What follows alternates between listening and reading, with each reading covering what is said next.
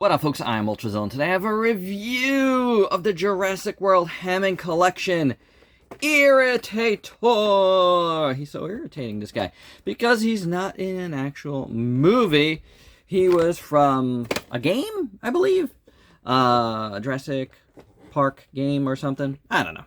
Whatever he is. He's been around in a lot of different forms. There's been figures of this guy before. There's like new figures now coming, including this Hammond Collection Irritator. So I really don't care about, whether or not it's a real dinosaur or not.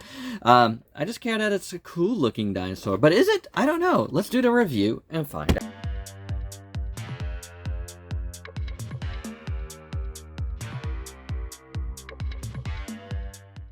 And here's the Irritator out of the package. And I guess it's like a Spinosaurus type. It's supposed to be. You dino nerds can let me know. I'm a dino lover. I wouldn't consider myself a dino nerd. I don't know every species, like, just off the top of my head. Nor did I really look it up too much. I like cool looking things here. So you guys let me know down below. Let's do articulation. Head moves like this. This is not a head. This is a jaw. Jaw goes up and down on both sides. I love that about the Hammond Collection. Usually you get just one, you get them both. So you get a nice wide jaw. Then the head moves like so, and then the neck moves beautifully like so. Hinge, swivel at the shoulders, hinge, swivel at the elbows. Nothing in the wrists. I wish they would correct that. The legs, oh my gosh, very locked on mine, but now that they're gone. There is like one detent in the thighs, and it goes outwards just a bit. Hinge, swivel at the knee. Hinge, swivel at the foreleg there. Hinge, swivel at the foot. And then the tails move around like so. They are keyed. And then you got a bendy wire for the tail. So, it's the exact same thing that we get with all the Hammond Collections. So, taking a look at this guy in full, he's pretty cool. I like the proportions. He looks really, really nice. He doesn't have a super, super long tail, but he's got a nice enough tail, as you can see. There is an interesting texture here. I talked about the Metria having kind of like this 3D printed feel to it. And I feel like that's the same thing here. I don't know what they're doing with this wave, but there's almost like a dot pattern that mimics 3D printing, and I don't like that. I hope this is not a trend. Maybe it's just what these dinos are supposed to have, but it looks weird to me, I gotta say. I'm also noticing a little bit of a hole at the end of my tail. That's where the wire probably ends, so that's a bummer. That hasn't happened to me yet. Otherwise, the tail is pretty cool. You got the yellow stripes at the top here. Tail, goes downwards a little bit. It's alright. The sculpt is pretty good. And then the sculpt on the body looks pretty good too. A lot of nice osteoderms and stuff. The fin here isn't too big, but it works. And then you have the seam line, though, that's kind of ugly. I don't like that. I don't like that seam line. You do have the yellow paint that goes through both sides, and that looks pretty good. Yellow paint here looks pretty good on the leg. A lot of nice bumps and grooves and lines and wrinklage and stuff. I like the wrinklage at the knee. I think that's pretty cool. It's got some nice musculature. Got some scooties going on down to the toenails, which are done in the usual colors. Toenails are actually really nice. Bottom of feet look pretty good. Swinging around to this side. Everything looks pretty much in order here as well. The underside is looking all right. Color is okay. I feel like it's a little bit off from one side to the other. It might be a little bit off, and that's the first time in a while that's happened.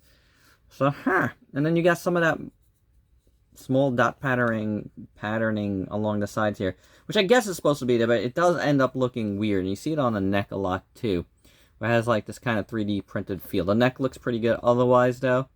Again, continuing the pattern, I do like it off the top of the head too.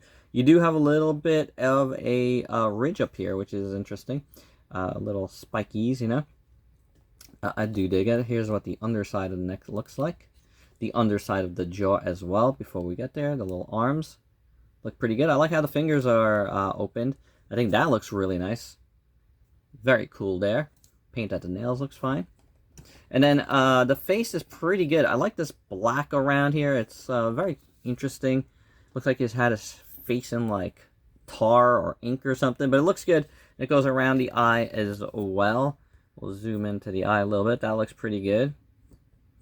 Teeth are looking good. Like I said, I like the new color of the teeth. This must be a new thing, and I like it. The inside of the mouth is very light pink, but it works. It's got some nice sculpt work throughout. Top here looks pretty good. I like this little crest over here in kind of like a reddish. That looks pretty decent. Nostrils look pretty good. It's pretty decent. You know, I like this head sculpt. Looks evil. With that black, you know. It's not a bad dino. He's got some faults, this one. Of the three I just reviewed, he's the weakest, in my opinion. Just because I've had, you know, I have some issues with this. But it's still not a bad addition to the collection. I like his ribbies over here. That looks pretty decent, so... yeah, it's okay. It's okay. It's an okay one. And for your size comparison, here is the Irritator with a bunch of the other mid-sized dinos you might have in your collection, including the two we just reviewed. So that concludes this little wave of mid-sized dinos. I know there's some smaller ones, which I guess are kind of part of this wave. The baby Stegosaurus, the baby T-Rex. Was there anything else? I don't count the humans. I can't remember right now, but I haven't gotten those yet. I don't even know if I have them on pre-order anywhere. But I will get them eventually. But for now, these are pretty cool. And my final thoughts? Well, you know, it's got some issues. So it's not my favorite of this wave. But it's not a bad dino, you know. Is it a must get? That's going to be up to you. From a pure technical standpoint, probably not. But it's not a bad looking dinosaur overall. There's some like little nitpick issues that I have personally on it. But that's really, that mileage is going to vary depending on how you feel about the things I had an issue with. But it's interesting looking. I do like it. It's very like Spinosaurus-y. But yeah, there you go. I got mine on Amazon. I'll link it up down below if you want one yourself. Help support the channel while you're doing so. Click that link.